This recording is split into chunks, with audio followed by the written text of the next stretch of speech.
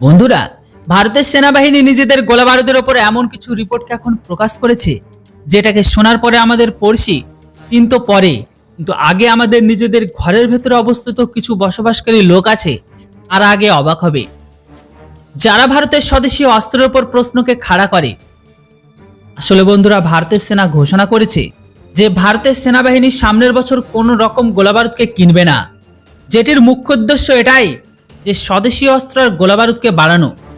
কিন্তু এটা তো সবেমাত্র ভারতের গোলাবারুদের ক্ষেত্রে প্রথম পদক্ষেপ।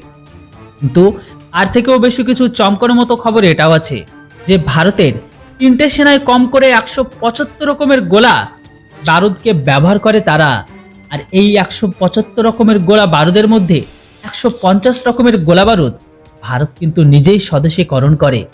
মানে 175 রকমের গোলা বারুদের মধ্যে 150 রকমের গোলা বারুদ এখন দেশের ভেতরেই তৈরি হচ্ছে, যেখানে ভারত আগে 80%-এরও বেশি গোলাবারুদ কিন্তু বাইরে থেকে কিনে নিত। বাস ভারত সেই গোলাবারুদ মাত্র 7 থেকে 8% গোলাবারুদ কিন্তু বাইরে থেকে কেনে।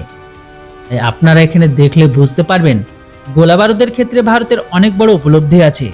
সেখানে আবার ভারত স্বদেশী গোলাবারুদকে আর উৎপাদনকে এতটা মজবুত বানিয়েছে যে এখন সৌদি আরব থেকে শুরু করে আমেরিকা পর্যন্ত গত বছর ভারত গোলাবারুদকে কিনেছিল।